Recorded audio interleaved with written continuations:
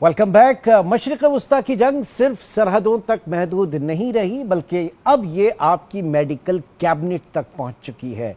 एक तरफ आलमी मीडिया चीख रहा है कि कैंसर की अद्वियात की सप्लाई लाइन कट गई है, तो दूसरी तरफ हमारी हुकूमती ड्रग रेगुलेशन अथॉरिटी हमें इत्मीनान दिला रही है कि घबराने की कोई ज़रूरत नहीं, 3 माह का स्टॉक मौजूद है। मगर सवाल यह है कि क्या ये 3 माह का स्टॉक कागज़ों में है या फिर फार्मेसी के शेल्फ पर भी है? क्या 15% खाम माल की बंदिश और अद्वियात की कीमतों में 50% इजाफे का जवाज नहीं बनेगी? इसके ऊपर मैं बात करूंगा डॉक्टर ताहिर, जो कि चेयरमैन हैं पाकिस्तान फार्मास्यूटिकल मैन्युफैक्चरर्स एसोसिएशन के, इस वक्त हमारे साथ मौजूद हैं। डॉक्टर साहब, बहुत शुक्रिया आपके वक्त का। सबसे पहले तो हम ये जानना चाहेंगे कि इस वक्त जो खित्ते के हालात हैं उसमें हम देख रहे हैं कि ऑयल प्राइसेस जिस तरीके से शूट अप कर चुकी हैं, और फिर हैविंग सेड दैट जो डॉलर प्राइस है और सप्लाई चेन इस वक्त जिस तरीके से डिस्टर्ब हुई हुई है, कैसे ये कहा जा रहा है कि पाकिस्तान में लाइफ सेविंग ड्रग्स जो हैं उनकी कीमतें मुस्तहकम रहेंगी, या जो हमें ड्रैप की तरफ से या आपकी एसोसिएशन की तरफ से कहा जा रहा है कि घबराने की कोई बात नहीं, किन किन ग्राउंड्स के ऊपर कहा जा रहा है? सर देखें, हमारी अभी पिछले दिनों मीटिंग हुई थी ड्रैप से, काफी तफसीली फार्मास्यूटिकल मैन्युफैक्चरर्स की भी और गवर्नमेंट के ऑफिशियल्स की भी। तो उसमें हमने सारा जायजा लिया है। देखें, एक लेवल तो होता है फार्मेसीज के ऊपर और एक लेवल स्टॉक होता है फार्मास्यूटिकल के अंदर फिनिश गुड्स का, और तीसरे लेवल पर स्टॉक होता है फार्मास्यूटिकल का मटेरियल की सूरत में। उस सारी सूरत हाल को हमने जब पूरी तरह से जायजा लिया तो हमें हमारा इस बात पे इत्मीनान था कि 3 से 4 माह का तो कोई बिल्कुल इशू नहीं है 90% 95% मटेरियल्स में, बल्कि उससे भी ज्यादा। एक लेवल पे स्टॉक होता है जो एपीआई मैन्युफैक्चरर करते हैं यहाँ पे पाकिस्तान में। उन्होंने भी कहा कि जी हमारे पास तो 4 से 6 माह का स्टॉक है। तो इन बेसिस पे हम कह सकते हैं कि अगले 4 माह से तक तो कोई इशू नहीं आएगा इंशाल्लाह ताला फार्मास्यूटिकल में। और आपको पता है 90% तो दवाइयां हम अपने मुल्क में खुद ही बना रहे हैं, हमें मतलब इंपोर्ट पे इस पे बेस नहीं करना पड़ रहा। नहीं, लेकिन तो इसके लिए जो रॉ मटेरियल आपने एपीआई की बात की, रॉ मटेरियल तो इंपोर्ट करते हैं, उसी के हवाले से मैं जानना चाह रहा था। सर ये मैंने आपको बताई है, 3 लेवल्स बताए हैं आपको। ठीक है, तो आप तो ये कह रहे हैं कि सफिशिएंट स्टॉक इस वक्त मौजूद है? हाँ जी, से 4 माह इंशाल्लाह कोई इशू नहीं आएगा। मैंने बताया ना 3-4 लेवल पर स्टॉक होता है। हाँ। डिस्ट्रीब्यूटर के पास होता है, फार्मेसीज पे होता है, कंपनी में फिनिश गुड्स की सूरत में होता है, फिर एपीआई फार्मास्यूटिकल कंपनी 3 से बल्कि जो बड़ी कंपनीज हैं वो तो 6-6 माह का स्टॉक अपने पास रखती हैं। मैं आपको मीडियम साइज कंपनी का बता रहा हूँ कि 3 माह का तो उनके पास भी एपीआई का स्टॉक होता है। तो इस बेसिस पे मैं आपसे कह रहा हूँ कि इंशाल्लाह इसमें कोई ऐसी पैनिक सूरत हाल नजर नहीं आ रही। ओके, वेरी गुड, बड़ी अच्छी बात है अगर आप ये कह रहे हैं। एक्सपोर्ट्स की हवाले से दूसरा इसमें एक और सूरत हाल है कि हम जो एपीआई भी जो इम्पोर्ट करते हैं ना, वो आपको शायद आपके लम्बी होगा कि हम 80-90% तो हमारा रूट जो है वो चाइना और इंडिया है। इंडिया भी अब कम हो गया है, 80% तो हम चाइना पे रिलाय कर रहे होते हैं। तो वहां से तो इस वक्त तो फिलहाल कोई मसला नहीं है चाइना से मटेरियल आने में। ओके, ये तो बड़ी कंफर्टेबल सूरत हाल है। फिर दूसरा मैं ये जानना चाहूंगा कि जो बात इस वक्त की जा रही है, एक्सपोर्ट्स तो हमारी बड़ी मुतासिर हुई, अल्लाह अल्लाह करके कोई मेरे ख्याल से 2 दिहाइयों बाद जो है हमें कुछ थोड़ी सी एक्सपोर्ट हमारी बूस्ट होना शुरू हुई थी, लेकिन फिर वो अफगानिस्तान वाला जो मामला हुआ और अब मेरे ख्याल से रही सही कसर अब पूरी हो जाएगी। जो इस वक्त प्रॉब्लम है एक्सपोर्ट्स में, वहां की क्या सूरत हाल है सर? देखिए, उसमें तो अभी तक तो कोई ऐसा इशू नहीं आया, लेकिन आपको पता है ट्रांसपोर्टेशन का मसला है और फिर इंश्योरेंस का मसला है। तो वो जैसे बाकी बिजनेसेस अफेक्ट होंगे, शायद उस पे फार्मास्यूटिकल पे भी वही असर आए। तो इसको आप आइसोलेट करके फार्मास्यूटिकल को नहीं देख सकते। बाकी जो पूरी हमारे मुल्क के बाकी बिजनेसेस हैं या पूरी दुनिया के जो बिजनेसेस हैं, तो अगर इफेक्ट होंगे तो इस पे भी इफेक्ट आएगा। लेकिन फिलहाल तो कोई ऐसा इशू नहीं है। अफगानिस्तान का भी मसला आपको पता है कि अफगानिस्तान में हमारी अच्छी खासी एक्सपोर्ट थी, बल्कि आप ये कह लें 20 से 25% जितनी भी हम एक्सपोर्ट करते थे उसका 25% हिस्सा अफगानिस्तान में ही था। अब उसको तो आप वो एक नेशनल सिक्योरिटी का इशू है, उसमें हम उसको जाहिर है कि अलग नथिंग से इज नहीं अबाउट देख सकते। नेशनल सिक्योरिटी, उसके ऊपर तो कोई कॉम्प्रोमाइज है ही हाँ, नहीं सर। तो उसमें भी फार्मास्यूटिकल इंडस्ट्री का कोई रोल नहीं है कि उसको हम अलग से खुद से ठीक कर लें उसको। Exactly exactly.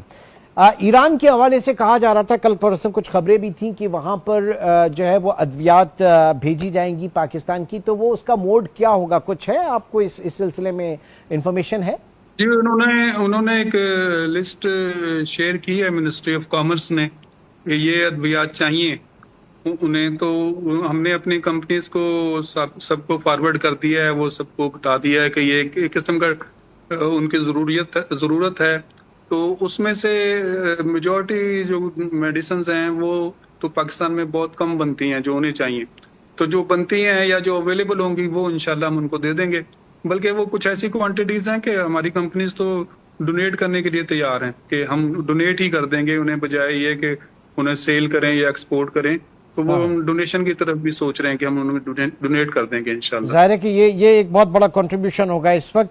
दूसरी चीज ये कि जाहिर है कि इस तरह की सूरत हाल में जब आप जैसे लोग आके क्लियर ना करें और जहां पे स्पेकुलेशन, वहां पर एक जो माफिया है वो बड़ा एक्टिव हो जाता है, जखीरा अंदोज वाला, और फिर जाहिर है कि आपके मार्केट के अंदर जाली अद्वियात जो है वो भी बड़ी जो है वो सर्कुलेट करती हैं। तो ऐसे में क्वालिटी अश्योरेंस के हवाले से क्या इकदाम किए गए हुकूमती सतह पर, पीपीएमए की सतह पर? नहीं, मेरा ख्याल अभी तक तो कोई ऐसा इशू भी नहीं है और कोई एक्स्ट्रा कोई इकदाम नहीं किए गए अभी तक, तो मतलब नहीं, ना लेकिन ऐसी इस जरूरत आई सूरत है। हाल से पहले भी जाली अद्वियात तो मार्केट में होती थी ना सर। इस सूरत हाल से पहले भी, अभी एक दो दिन पहले की रिपोर्ट है कि केपी में बड़ी जाली अद्वियात जो है वो पकड़ी गई हैं। मैं एक नॉर्मल कॉन्टेक्स्ट में बात कर रहा हूं। जी जी, वो देखें नॉर्मल कॉन्टेक्स्ट में तो नॉर्मल मेजर्स जो है ना वो लिए जाते हैं, वो रैंडम सैंपलिंग होती है, रैंडम वो हेल्थ अथॉरिटीज जो हैं वो उसके ऊपर छापे मारती हैं, फार्मेसी से उठाती हैं। तो नॉर्मल अगर हालात हों तो नॉर्मल वो हाथ भी हो रहे होते हैं। एक्स्ट्रा अभी तक तो मेरे इल्म में नहीं है कोई एक्स्ट्रा इसके लिए कोई एडवांटेज या उसके लिए कोई इकदाम किए गए हैं। मतलब नॉर्मल हालात हैं तो नॉर्मल ही तरीके से वो इसको कर रहे हैं कंट्रोल। ठीक है।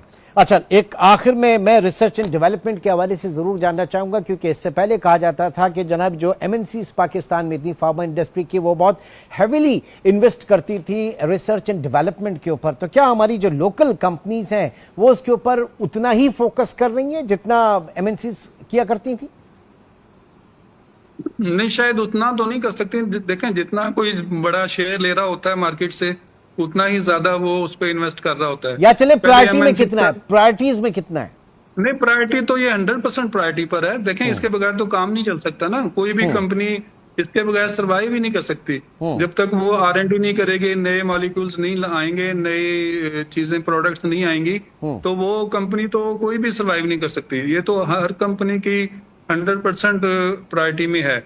लेकिन जाहिर बात है जिसका जितना शेयर है, जो बड़ी कंपनीज हैं वो बड़ा इसमें इन्वेस्ट कर रही हैं, और जो छोटी कंपनीज हैं या थोड़ी मीडियम साइज कंपनी है वो उसी लिहाज से इन्वेस्ट कर रही है। तो इसमें तो कोई दूसरी राय नहीं है कि इस पे इन्वेस्टमेंट के बगैर जो है ना कंपनी कोई भी चल सकती है। डॉक्टर ताहिर आजम साहब, एक आखिरी सवाल मैं ये जरूर जानना चाहूंगा। एज यू सेड के 3-4 महीने का कंफर्ट है, अल्हम्दुलिल्लाह कोई इशू नहीं है, कोई प्रॉब्लम नहीं है, बट अगर इस बीच में ऑयल प्राइसेस जो कि इस वक्त $100-125 पर बैरल के ऊपर हैं, ये और बढ़ती हैं, कुछ डॉलर के अंदर जो है वो रुपए की कदर गिरती है, डॉलर बढ़ता है, व्हाटएवर कोई भी कॉन्सिक्वेंसेस हो, तो क्या प्राइसेस पे कोई फर्क पड़ेगा? या चूंकि आप कह रहे हैं कि स्टॉक बना हुआ मौजूद है, हमें कोई ऐसा मसला नहीं होना चाहिए, प्राइसेस भी नहीं बढ़नी चाहिए, प्राइसेस में भी कोई प्रॉब्लम नहीं होगा?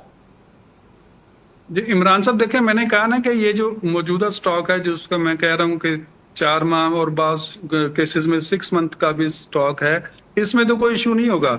लेकिन 4 माह के बाद या 6 माह के बाद क्या होगा वो मैं वो फोरकास्ट कर सकता नहीं, मैं इस सेंस में कह रहा हूं कि ऑयल प्राइसेस आज बढ़ती हैं तो फौरी तौर पे हर चीज महंगाई की लहर आ जाती है ना, मैं उस हवाले से जानना चाह रहा था। जी, मैं यही आपको अर्ज कर रहा हूँ। देखिए, आप इसको फार्मास्यूटिकल को आइसोलेट करके नहीं देख सकते ना, ये भी एक इंडस्ट्री है और ये डिपेंडेंट है मुख्तलिफ चीजों पर।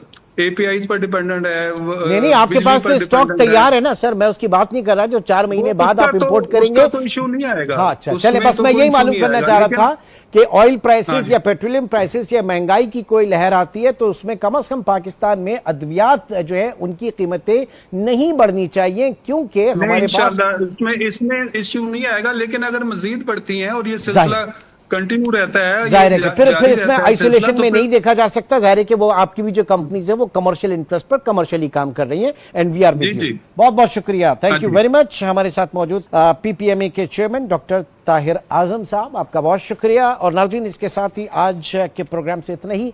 इंशाल्लाह आपसे फिर मुलाकात होगी, अपना बहुत ख्याल रखिएगा।